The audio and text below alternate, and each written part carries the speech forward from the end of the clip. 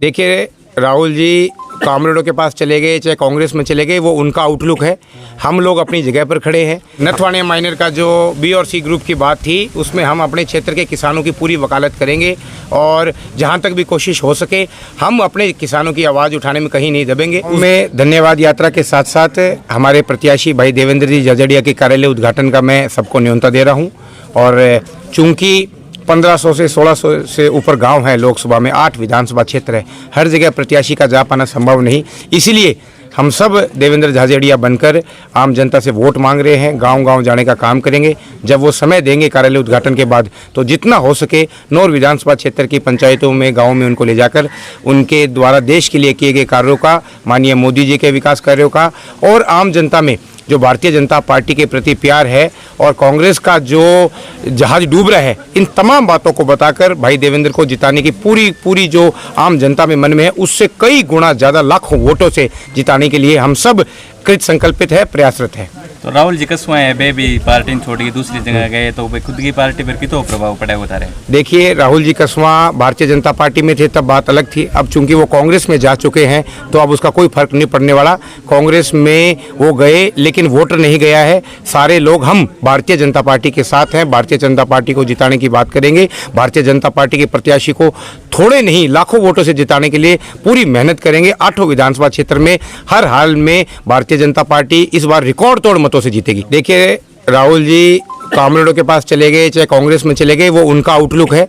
हम लोग अपनी जगह पर खड़े हैं। हम लोग भारतीय जनता पार्टी के कार्यकर्ता के रूप में खड़े हैं और खुले मन से सभी जगह हम लोग मिलकर भारतीय जनता पार्टी को बहुत अच्छे मतों से जिताने के लिए हर तरीके से पूरी कोशिश करेंगे। और निश्चित रूप से हम ये दावे के साथ कह सकते हैं कि पूरे 2500 में रिकॉर्ड तोड़ मतों से भारतीय जनता पार्टी चूरू लोकसभा क्षेत्र से जीते। इसके ऊपर कल रणनीति बनाने के लिए माननीय मुख्यमंत्री जी, माननीय हमारे प्रदेश अध्यक्ष जी, तमाम बड़े लीडर आ रहे हैं। उनके मार्गदर्शन में काम करेंगे और आप ये मान के चलिए कि राहुल जी गए, भारतीय जनता पार्टी कहीं नहीं गई, कार्यकर्ता कहीं नहीं गए, वोटर सब आज मोदी में जो देश हो रखा है उसका आप आने वाले समय में रिजल्ट देखना कि किस प्रकार आम जनता देवेंद्र भाई का कार्यालय उद्घाटन के बहाने स्वागत करती है और जो हजूम उमड़ेगा उनको देखने और सुनने के लिए वो भी ऐतिहासिक होगा।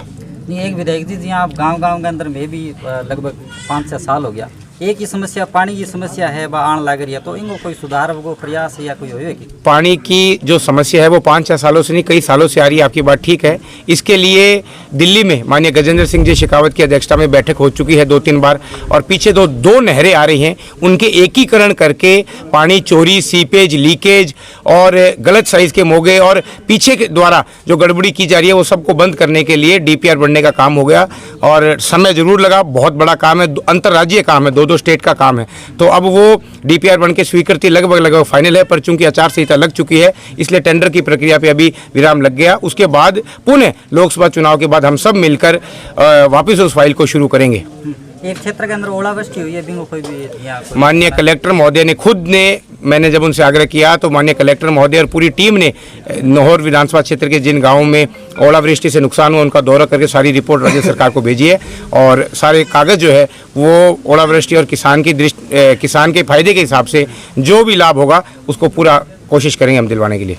एक वो जो नथवाणी माइनर को लेकर कुछ चर्चा चल रही है, सी ग्रुप में नथवाणी माइनर का जो बी और सी ग्रुप की बात थी, उसमें हम अपने क्षेत्र के किसानों की पूरी वकालत करेंगे और जहां तक भी कोशिश हो सके हम अपने किसानों की आवाज़ उठाने में कहीं नहीं दबेंगे। उस दिन मुझे आपने देखा होगा, उसी दिन 14 तारीख को माननीय मुख्यमंत्री जी से मिलना था, उसी दिन बैठक थी, वरना मैं भी उस बैठक में पहुंचता।